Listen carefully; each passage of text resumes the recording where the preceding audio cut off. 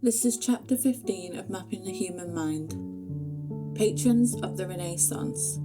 Power, Politics and Progress. The first rays of the New Year's sun filtered through the tall windows of the Medici Bank's headquarters in Florence, casting a soft glow on the cluttered desk where Cosimo de' Medici sat. His fingers, weathered by years of careful labour, moved steadily across a stack of ledgers, each page filled with numbers from branches far and wide: London, Bruges, Venice and beyond. Though his name was whispered in awe across Europe as the wealthiest man alive, Cosimo's appearance was far from that of a grand prince. His simple tunic and the quiet focus in which he worked spoke not of indulgence but of duty, a silent testament to his power. Outside, the city of Florence stirred awake, its bustling streets filled with merchants, artisans and scholars. Yet within the stone walls of the bank, Cosimo's thoughts were not on the coming year's riches, but on the legacy he would leave behind. He had long learned that wealth, though vast, was fleeting. He was said to have remarked, "Fortune and God have given me wealth, and you ask why I build? I cannot take my riches with me when I die, but my buildings and books remain."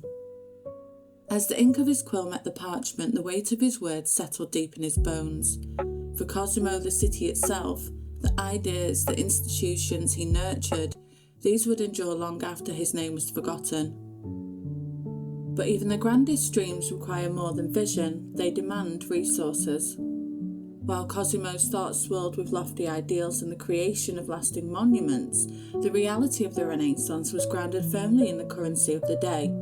The age of intellectual and artistic awakening required capital. The traditional view of history often keeps art and commerce at a distance, as if the brilliance of the Renaissance flowed unimpeded by the weight of financial support. Yet the truth is far more intertwined. Behind every brushstroke of fresco, every newly translated manuscript, every philosophical treatise that reached eager minds, stood the quiet yet powerful hands of patrons, figures like Cosimo de' Medici, whose wealth and vision made the Renaissance not just possible, but inevitable. The rise of merchant families created new centres of influence outside traditional noble and religious hierarchies. Banking innovations developed by Florentine firms like the Medici created unprecedented wealth. Their double-entry bookkeeping system, which revolutionized financial management, represented Renaissance principles in practice. Observation, systematic recording, and rational analysis applied to commerce. No family embodied this connection between commerce, politics, and culture more than the Medici. Though lacking noble titles, they transformed Florence over generations through financial acumen, political manoeuvring, and cultural patronage. When the older Cosimo funded the translation of Plato's complete works, his support extended beyond scholarship. It laid a philosophical foundation that subtly legitimized the power of exceptional individuals outside traditional hierarchies. The implication was clear: merit, not just birth, could justify authority. The Renaissance city-states themselves fostered innovation through competition. In 1401, Florence held a public competition for the design of bronze doors for its baptistry. The spectacular trial panels submitted by Ghiberti and Brunelleschi didn't just demonstrate artistic skill, they showcased a society that valued public competition of talent. When Florence later competed with Rome, Venice and Milan to attract the greatest artists and thinkers, it created a marketplace of ideas where innovation flourished. Even political theory began to reshape itself in this changed new environment. In 1513, a middle-aged Niccolò Machiavelli sat in forced retirement at his modest farm outside Florence. Excluded from politics after the Medici returned to power, the former diplomat spent his evenings writing a slim volume that would revolutionize political thought. As he dipped his quill and began each evening's work, he would change from his farming clothes into formal attire, a symbolic gesture of respect for the gravity of political philosophy. "When evening comes, I return home and enter my study," he wrote to a friend. On the threshold I strip off my muddy, sweaty workday clothes and put on the robes of court and palace, and in this grave address I enter the antique courts of the ancients and am welcomed by them. It is better to be feared than loved if you cannot be both, he wrote in The Prince. Deliberately contradicting centuries of political thought based on Christian virtue.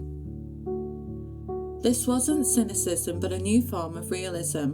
By analysing politics as it was practised rather than as religious authorities said it should be, Machiavelli created a revolutionary approach to understanding power. Just as Renaissance artists studied actual human anatomy rather than idealised forms, Machiavelli dissected political reality rather than repeating idealistic theories. The implications extended beyond theory. When Francis I of France constructed his magnificent chateau at Fontainebleau and imported Italian artists to decorate it, he was using cultural sophistication to legitimise a monarchy increasingly based on practical governance rather than divine right alone. The Renaissance court became a place where power was displayed through mastery of arts and ideas, not just military might. The Renaissance was not a movement without its opposition. In 1497, under the shadow of Florence's majestic cathedral, a fiery spectacle unfolded. At the heart of Piazza della Signoria, a massive bonfire consumed the treasures of the age. Paintings, cosmetics, luxurious garments and books deemed pagan by their critics. Girolamo Savonarola, the Dominican friar leading this incendiary purge, stood before the flames, his gaunt face illuminated by the rising fire as he condemned the worldliness that had come to define the Renaissance. Vanity of vanities, he thundered, echoing his familiar refrain as he condemned Florence's obsession with art and opulence. You have adorned yourselves with the devil's trappings, he warned, worshipping beauty where your souls wither. Savonarola's brief reign was a powerful counteraction, embodying the tensions that simmered beneath the surface of a world captivated by humanistic ideals. His actions sparked a fierce conflict between religious traditionalism and the burgeoning spirit of innovation. A year later, the flames would turn on Savonarola himself, burned at the stake in the very square where he had once ignited his vision of purification. His death marked a decisive moment, a rejection not only of religious extremism, but of an earlier, more rigid conception of governance. Florence, the cradle of the Renaissance, turned its back on the religious dogma that had once dominated its political landscape. Voices emerging from the margins. On a crisp Parisian morning in 1399, a widow sat at her writing desk, quill moving steadily across parchment. At 36, Christine de Pizan had already spent a decade supporting her family through her writing, an occupation virtually unknown for women of her time. The book taking shape beneath her hand would become the Book of the City of Ladies, a work that directly challenged prevailing views on women's intellectual capacity. I could scarcely find a moral work by any author which doesn't devote some chapter or paragraph to attacking women, she later wrote of her motivation. Christine wasn't really writing, she was building a literary fortress to shelter women's achievements from the siege of misogyny. Despite the Renaissance's focus on human potential, this rebirth wasn't equally distributed. Women encountered new barriers even as men found new opportunities. Yet remarkable women carved out unprecedented intellectual spaces for themselves, not just participating in the Renaissance, but helping to define it. Christine de Pizan stands as perhaps the most professional female author in European history. When her husband Etienne died suddenly, leaving her with 3 children, 2 nieces, her mother, and a mountain of debts, Christine didn't retreat to a convent or remarry as convention dictated.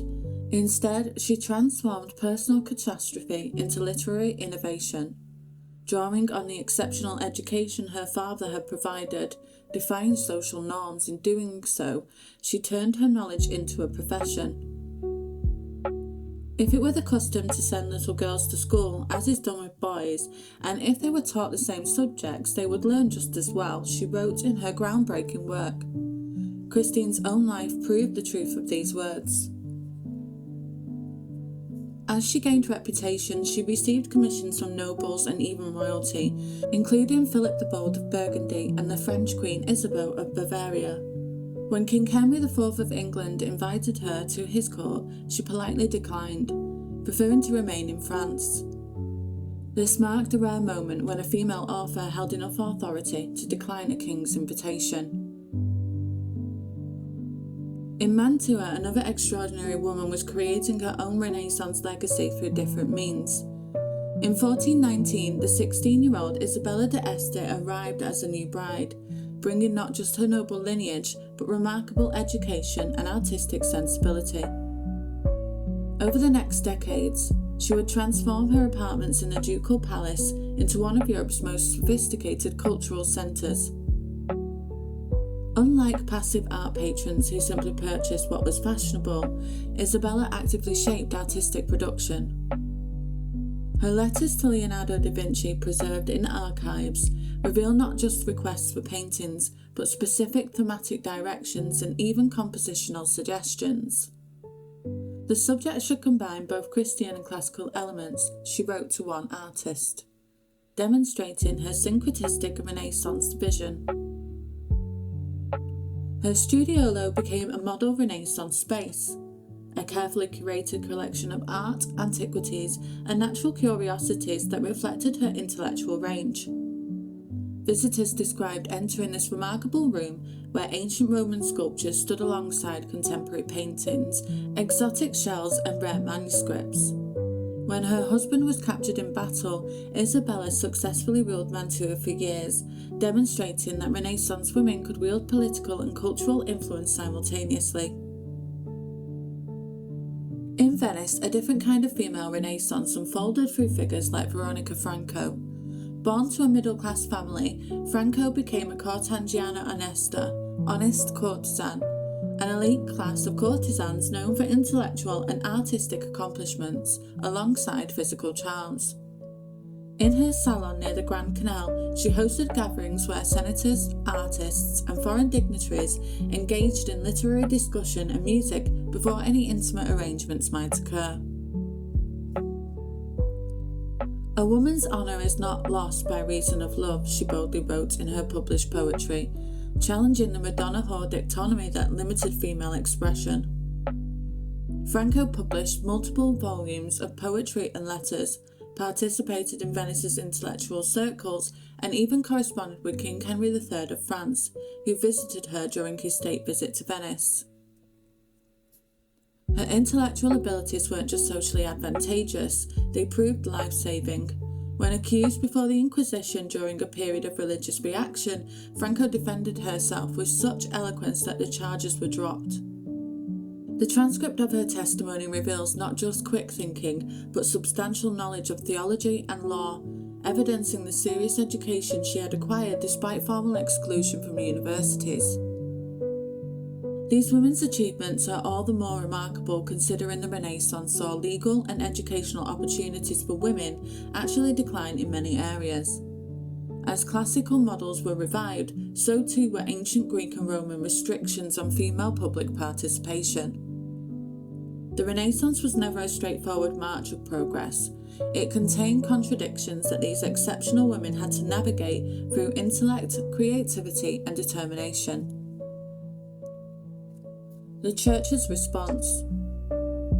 In 1486, Pope Innocent VIII sat in his private chamber in the Vatican, studying a controversial new document with furrowed brow.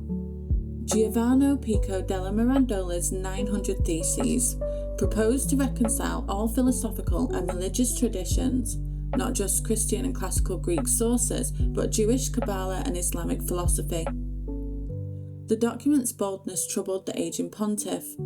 After consultation with advisors, he condemned 13 of Pico's propositions as heretical. Yet just 5 years later, Pico received papal absolution from Innocent's successor, Alexander VI. This reversal exemplifies the complex relationship between the Renaissance and the Church. Not a simple tale of progress versus tradition, but a nuanced dance of resistance, adaptation, and sometimes surprising patronage. The same Vatican that would later place Galileo under house arrest also funded some of the Renaissance's greatest artistic and intellectual achievements. This apparent contradiction reveals an institution wrestling with how to incorporate new ideas while maintaining doctrinal authority, a challenge that would define the Church's relationship with modernity for centuries to come.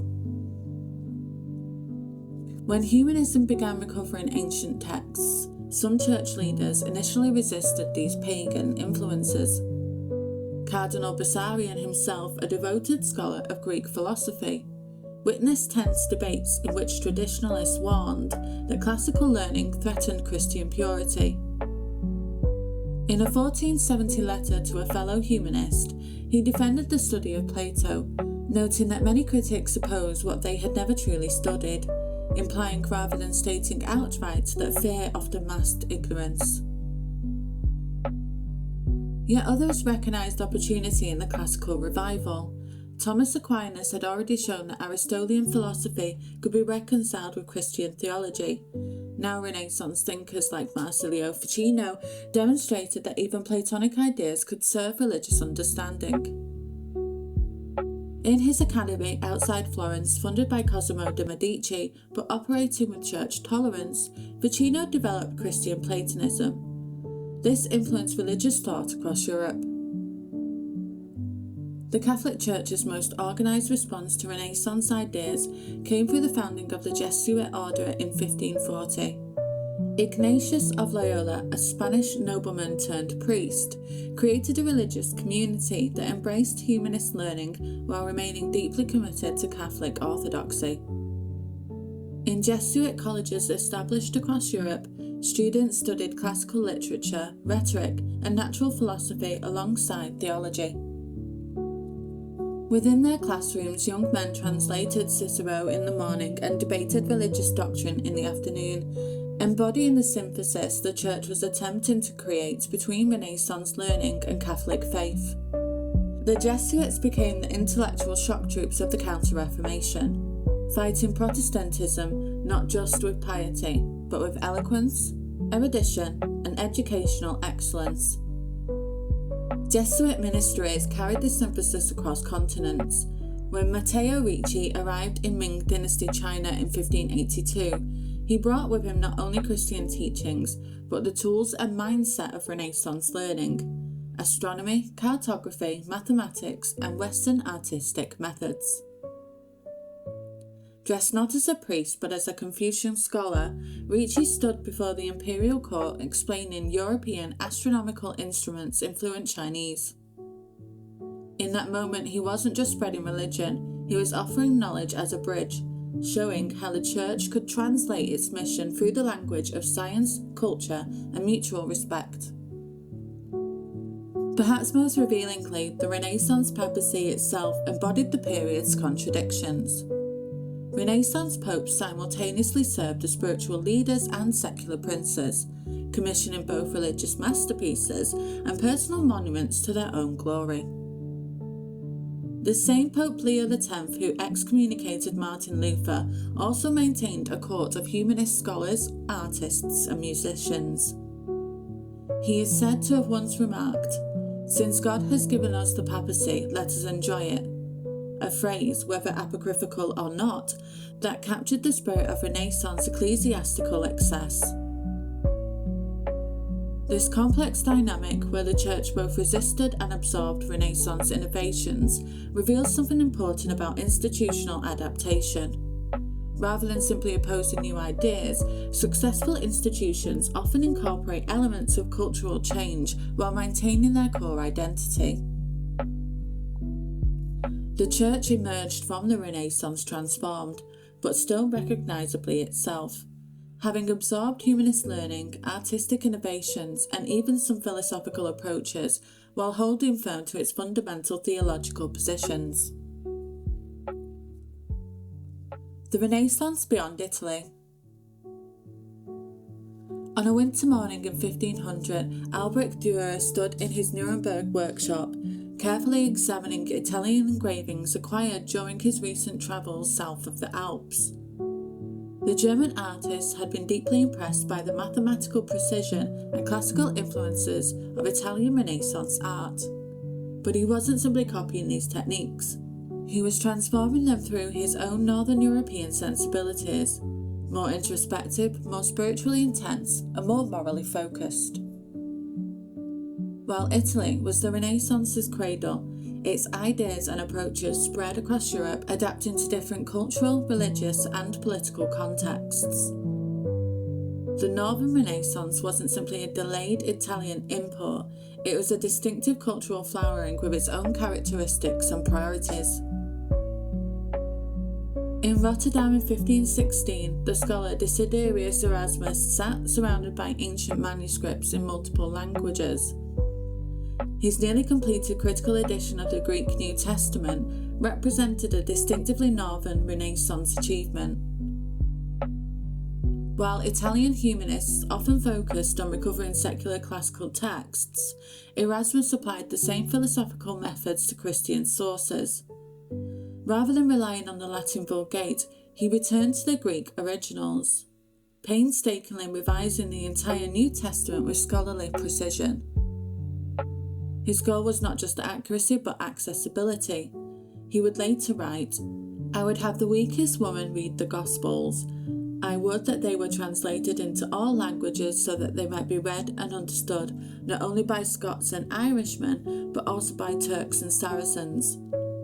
It was a bold vision, sacred truth made available to all.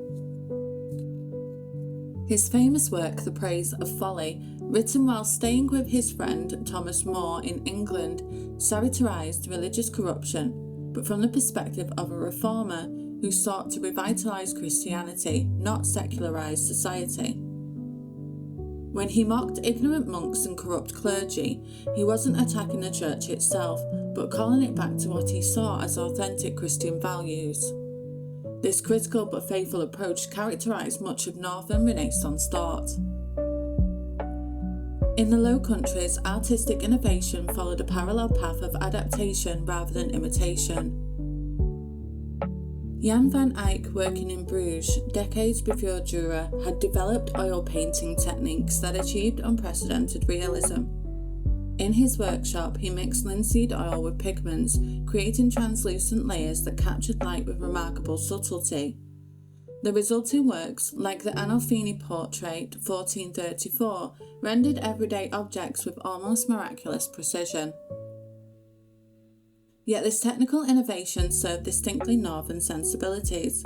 While Italian artists often idealised their subjects according to classical standards, Van Eyck presented people as they actually appeared, individual features intact. His religious paintings embedded symbolic objects in realistic domestic settings rather than placing figures in idealised classical environments. This approach reflected Northern Europe's more practical, less classically orientated culture. Dürer himself embodied the cross-fertilisation between Northern and Southern Renaissance traditions. After studying Italian techniques of proportion and perspective during 2 journeys to Venice and Bologna, he incorporated these approaches into his distinctly Germanic sensibility.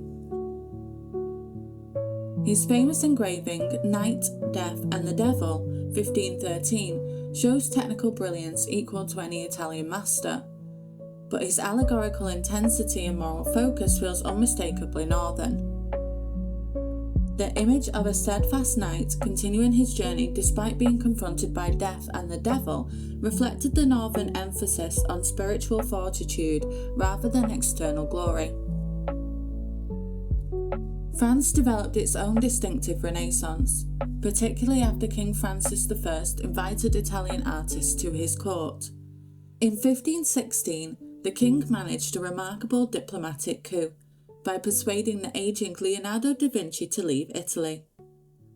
When Leonardo arrived at Amboise with paintings including the Mona Lisa, he found a monarch eager to absorb Renaissance culture but adapt it to French royal purposes. The aging Leonardo, his once powerful frame now stooped with age, found unexpected comfort in the French king's patronage. Francis provided him with the manor house of Clos-Lucy near the royal chateau and visited him frequently, eager to absorb the master's genius in his final years. England's Renaissance arrived later still, flowering most visibly during the Elizabethan era. In London theatres around 1600, Shakespeare's plays embodied Renaissance humanism through their psychological complexity and moral ambiguity, rather than through classical references. When Hamlet declares, "What a piece of work is man," he expresses core Renaissance values of human dignity and potential, but in a distinctly English literary voice developed far from the academies of Florence. These regional variations reveal something important about cultural transmission. Ideas don't simply spread unchanged, they transform as they encounter new environments. The Northern Renaissance emphasis on religious reform, practical education, and moral improvement reflected different social needs than those of commercially advanced, politically fractured Italy. As new networks of exchange emerged, through scholars, artists, merchants, and diplomatic ties, Renaissance ideas were adapted to fit distinct cultural and political landscapes. A new way of knowing. In the spring of 1543, a package arrived at the home of Nicolaus Copernicus in Frombork, Poland. The long-established astronomer who had spent decades developing his revolutionary theory that the Earth revolved around the Sun rather than vice versa, finally held a printed copy of his masterwork, De Revolutionibus Orbitum Celestium, on the revolutions of the celestial spheres. According to legend, he saw the book on his deathbed, having delayed publication for years, partly out of fear of controversy. That symbolic moment, the dying astronomer finally releasing his world-changing idea, perfectly captured the Renaissance spirit of intellectual courage. The Renaissance didn't just change art, it reshaped the pursuit of knowledge itself. The intellectual optimism of the time encouraged scientific exploration, breaking away from medieval reliance on religious explanations for natural phenomena and ancient authorities who had worked to remain largely unchallenged for centuries. Copernicus's work marked more than an astronomical correction. It triggered a psychological revolution that displaced humanity from the centre of creation. For millennia, both scientific consensus and religious teaching had placed Earth at the centre of the universe, with heavenly bodies revolving around it, a model that reinforced humanity's central place in God's creation. By proposing that the Earth was merely one planet orbiting the Sun, Copernicus initiated what historians would later call the Copernican Revolution, a complete reorientation of humanity's place in the cosmos. Yet, paradoxically, by removing humans from the centre of the physical universe, he elevated them to the status of discoverers, capable of understanding cosmic truths that contradicted both sensory experience and religious tradition. The manuscript circulated cautiously among mathematicians and astronomers before its formal publication. The Lutheran theologian Andreas Osiander, overseeing its printing, added an authorised preface, suggesting the model was merely a mathematical convenience rather than physical reality, an early example of the tensions between religious and scientific worldviews that would intensify in the decades ahead. This scientific revolution, born in the Renaissance principles, would accelerate in the decades and centuries ahead as the cosmos expanded beyond medieval imagination, as human understanding penetrated ever deeper into nature's workings. The vision of potential that had begun with rediscovered manuscripts and reborn artistic expression would transform into modern scientific worldview. A legacy of Renaissance courage and curiosity that continues to shape our understanding of both the universe and ourselves. Yet even as the heavens were being redrawn and nature's laws decoded, another axis of transformation was quietly preparing to rupture, the realm of faith.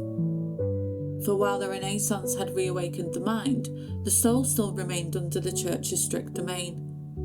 But that too was about to change, a kind of revolution, less visible than planetary motion but no less powerful, was stirring in the hearts of reformers and the machinery of the printing press. What followed would fracture not only religious unity, but the very nature of truth itself.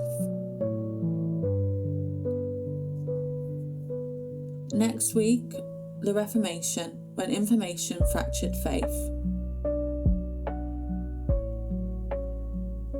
Thank you for listening to Beyond the Narrative.